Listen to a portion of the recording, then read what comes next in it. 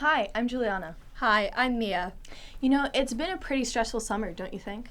Yes, it has. I really need a break, and I'm sure a lot of other people do too. Of course. In fact, did you know 46.6 million people suffer from unstable mental health? Wow, that's a lot of people. And surprisingly, there's still a lot unknown about the world of mental health. Interesting. Let's go to learn more about this mind-boggling topic. Mental health. We have a sense that it underlies a lot of issues from our country's widespread depression to addiction to crime. But as a society, we have a lot of work to do in understanding the big picture. Well, we all have mental health. Mental health is just the way that we process emotions and feelings. It tells us how we behave and how we act. And it's, we maintain it in positive ways, like the same as physical health. It's something that a lot of people hide because they think that, there's this stigma. I think stigma often, drives people away from seeking support in every segment of it. Fear of what kind of treatments are, fear of telling friends and family, fear of how you'll be judged. But people talk about cancer, they talk about diabetes, they do big events, surrounding them. But people don't talk about mental health. And I think the more and more people talk about it, the more we can learn that all people aren't weird or crazy or violent or dangerous. Those are big things. Of course, no one wants to feel that there's something wrong with them, right? And it's a different feeling, I think, and there's, shame attached to it.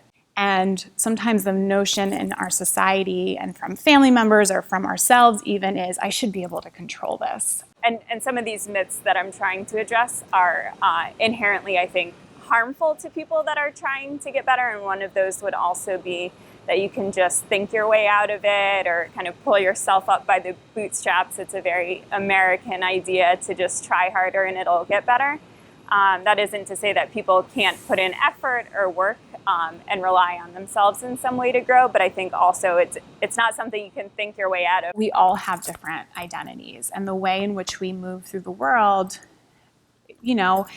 is going to affect our experiences very differently based on who we are. But I think that's also what makes it hard to study, treat, and communicate about, is because it is so many things that can be related to it, and so many ways that it can present in people. In addition to understanding mental health, treatment presents a serious challenge. Societal issues like stigma and access to healthcare keep many people from seeking help, but experts stress that this is critical. We don't just process our emotions and the world around us in words. It's a very intellectualized way of moving through the world. And if we only stay in the intellectual, if we only stay in the verbal, there's so much affective, there's so much internal stuff we miss. And to really have healing, to really have kind of movement in your own personal work, there needs to be a space to connect to the internal.